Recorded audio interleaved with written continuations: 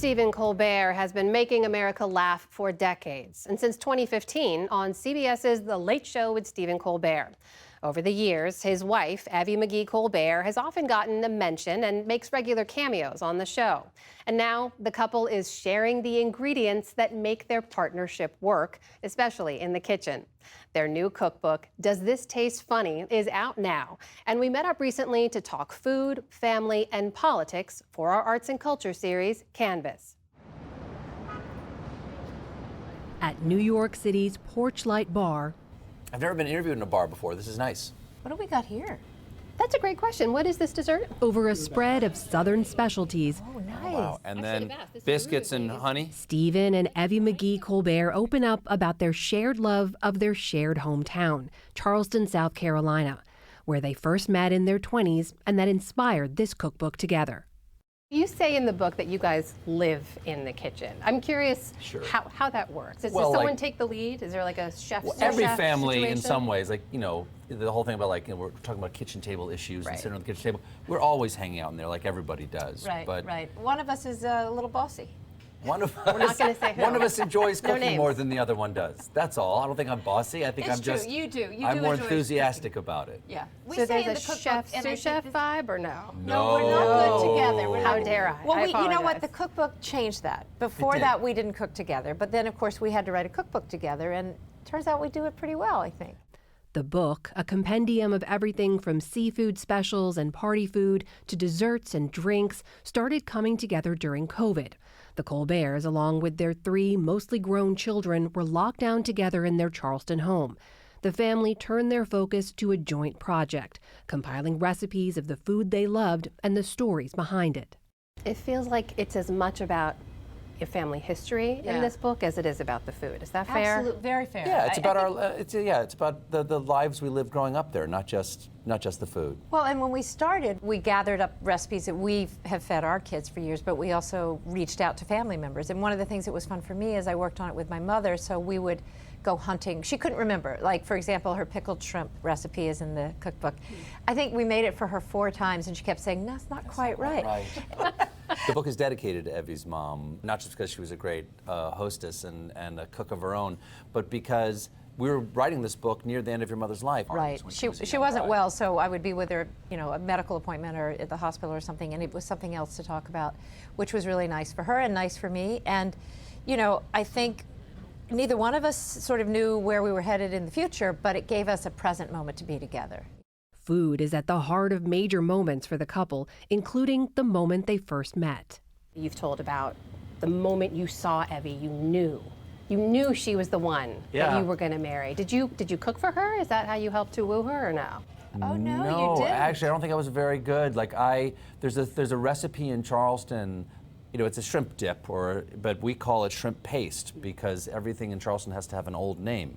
And so my family made shrimp paste, and our recipe was terrible. And the first thing I ever made for Evie was shrimp paste, which is not the most attractive sounding dish. Well, you used canned shrimp. I used canned shrimp, and it was There were terrible. budget constraints. There were budget constraints. Exactly.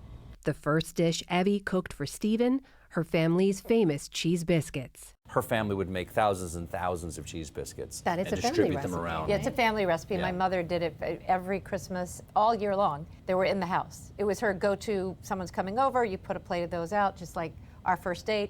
I wasn't She was ready. late, so I went into the bar with her dad. On Miss a purpose. beat. You got to, you got to make them wait a little. You miss right there. Hello, hi. Lovely to meet you. Lovely to meet you. What's your name? The book isn't their first collaboration. That came during pandemic lockdowns when Evie jumped in to help Stephen host The Late Show from their South Carolina home on Sullivan's Island. Thank you very much. Hello. We call it the Ed Sullivan's Island Theater. Was that sort of your first professional time working together? It was. Yes, we were terrified. It Well, was, I her was eyes terrified. went wide when she said yes, it was. It was. It really was. And there were very funny moments that now are funny, at the time were slightly stressful, where he would turn to me and say something like, I can't hear Tom Hanks. And I would say, I don't know what to do. Because she was my crew on the couch with a headset and all these wires around her. She's like, I don't know what button to push. The polls are showing that we won by numbers you've never even heard of. We got 17% 100 didgeridoo, and of course. Back in his studio, Stephen Colbert is back to doing what he does best, bringing levity to a heavy time and sometimes heavy topics.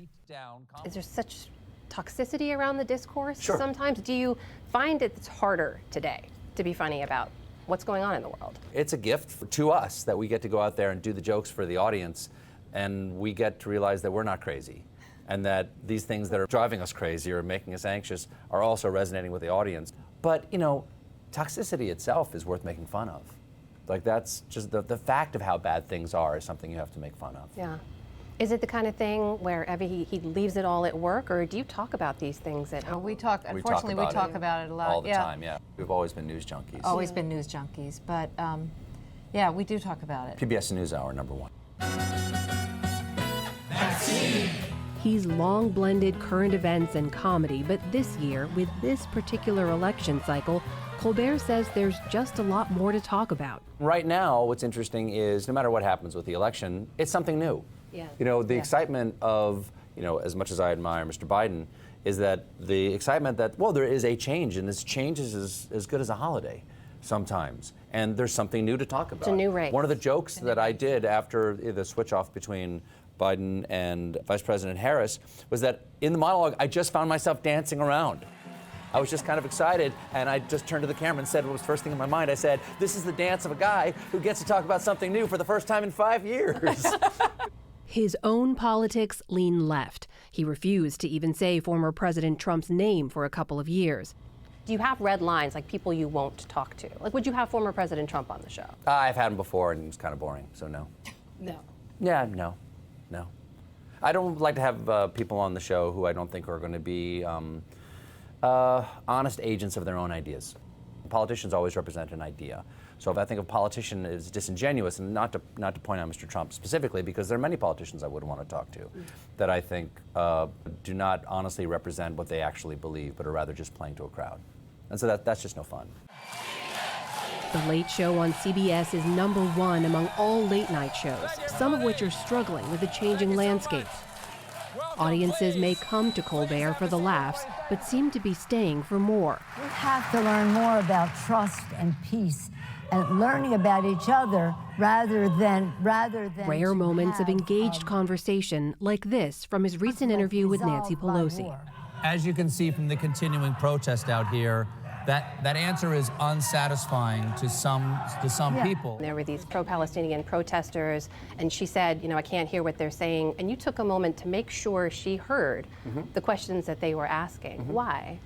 Well, I want to be respectful to my guests, but I had promised the people who had protested during the first act of the interview with Nancy Pelosi that I would ask the question if they would sit and listen to what she had to say. And also, there's no way to move on from a subject unless you address the subject. That feels like something you may have learned in 30-plus years of marriage together, no? Yes, Well, it I is do good think to address listening- the subject. Well, and listening, you know, and I think what you did so well at that moment, that's what conversation is about. That we have to listen to the issue that is bothering someone so you can respond to it. I think that's also in our marriage. You have to listen and then be able to respond. And I think we do. We've managed to figure out how to do that, you know. I'm sorry, I missed some of that. There are more collaborations and laughs to come as the two run a production company together. Stephen and Evie Colbert, thank you so very much. Such a pleasure. Thank you so much. It's thank been you. lovely. Appreciate Cheers. it. Cheers. And we have more from Stephen and Evie Colbert online. Taking some lessons learned while cooking together, they discuss the art of an apology and how people who disagree can find a way to get along. That is on our YouTube page.